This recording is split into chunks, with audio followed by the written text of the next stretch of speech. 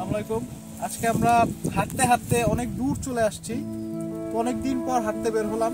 হাঁটতে হাঁটতে টোটালি মনে হচ্ছে যেন একেবারে আউট অফ সিভিলাইজেশন। মানুষের ভিড়ের মধ্যে নাই, মানুষের কোনো কোলাহলের ভিতরে নাই।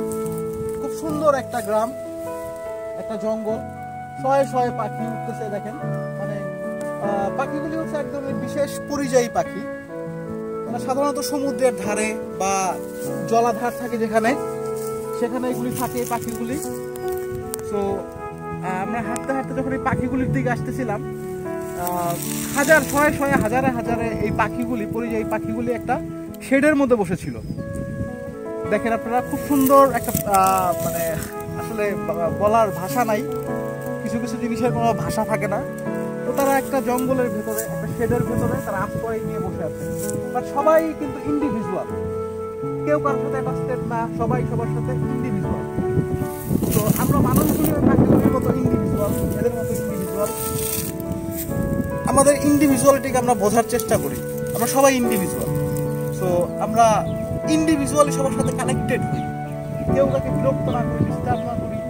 তারা অনেক মানে সাইলেন্ট, খুব সাইলেন্টলি তারা একে অন্যের সাথে কানেক্টেড হচ্ছে, ভাবের আদান প্রদান করতেছে। বাট সবাই তারা individual.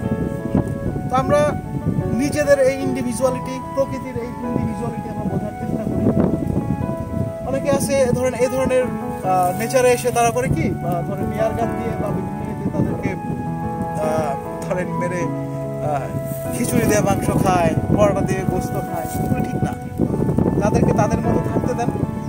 R individuality not means that যে আমরা আসলে সবাই, অনেকে হয়তো ভাবতে পারেন লোনলিনেসের কথা বলতেছি। না, এটা লোনলিনেস না, এটা হচ্ছে এক ধরনের সলিটিউড। আমরা এই সলিটিউডটা আমরা বোঝার চেষ্টা করি, এই তাদের ক্রিয়েটিভনেস, ইনোভেশনটা বোঝার চেষ্টা করি। সবাই ইন্ডিভিজুয়াল হই, কানেক্টেড হই, প্রকৃতির সাথে কানেক্টেড থাকি। That's all.